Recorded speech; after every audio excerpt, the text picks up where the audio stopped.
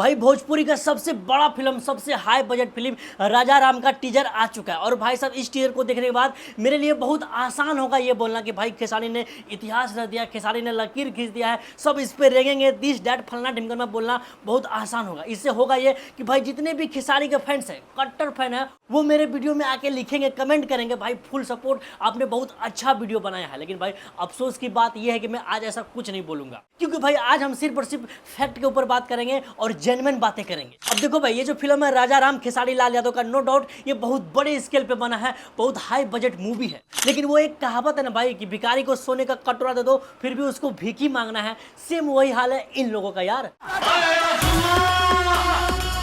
नहीं भाई, इस बार फिल्म में कोई कमी नहीं है, ना ही टीजर में। और अगर कहीं कमी है तो वो सिर्फ और सिर्फ फिल्म मेकर के अंदर कमी है भाई। क्योंकि भाई साहब वो कहते हैं ना, आप कितना अच्छा सामान बना रहे हो इससे इंपॉर्टेंट नहीं है, आपको बेचना किस तरह आता है, आप बेच पाते हो अपने सामान को नहीं, ये इंपॉर्टेंट करता है। तो भाई साहब टोटली फेल है भाई इस फिल्म का मेकर, इस फिल्म को बेचने में। अरे भाई जब इस मूवी का पोस्टर को डाला गया था इंटरनेट पे, तो भाई पोस्टर देख के लगा कि भाई क्या अजूबा है ये। क्योंकि भाई एक तरफ खेसारी लाल श्री राम बना हुआ था और सेम दूसरी तरफ भाई साहब मार्स अवतार में मार्स हीरो के लुक में खेसारी लाल दिख रहा था।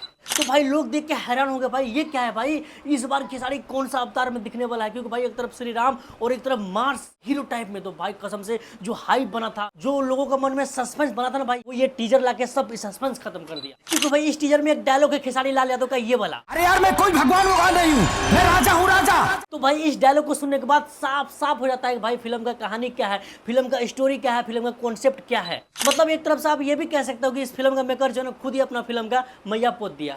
अरे इतना ही होता तो ठीक था भाई, कुछ लोग समझे थे, कुछ लोग नहीं समझे थे। लेकिन भाई साहब खेसारी लाल यादव कसम से भाई पूरा आके समझा दिए हैं कि भाई फिल्म का स्टोरी क्या है। अब देखो कि पहले राजा है फिर राम, तो एक राजा राम की भूमिका में अपने आप को किया है, लेकिन लोगों ने इसको मान लिया, इसको मानने को तैयार नहीं है। और ये कह रहा है कि मैं ये हूँ, मैं ये नहीं यार, मैं एज ए कलाकार काम किया है लेकिन मैं हूँ ये। अब मानने को तैयार नहीं, उसी बीच में इसके ऊपर बहुत सारी मुसीबतें आती है और वो कैसे दुनिया को बताता है कि आई एम राजा। और लास्ट में ऐसी सिचुएशन आती है कि इस आदमी को मानना पड़ता है कि सच में मैं राम हूँ यार, मुझे ये नहीं बनना चाहिए।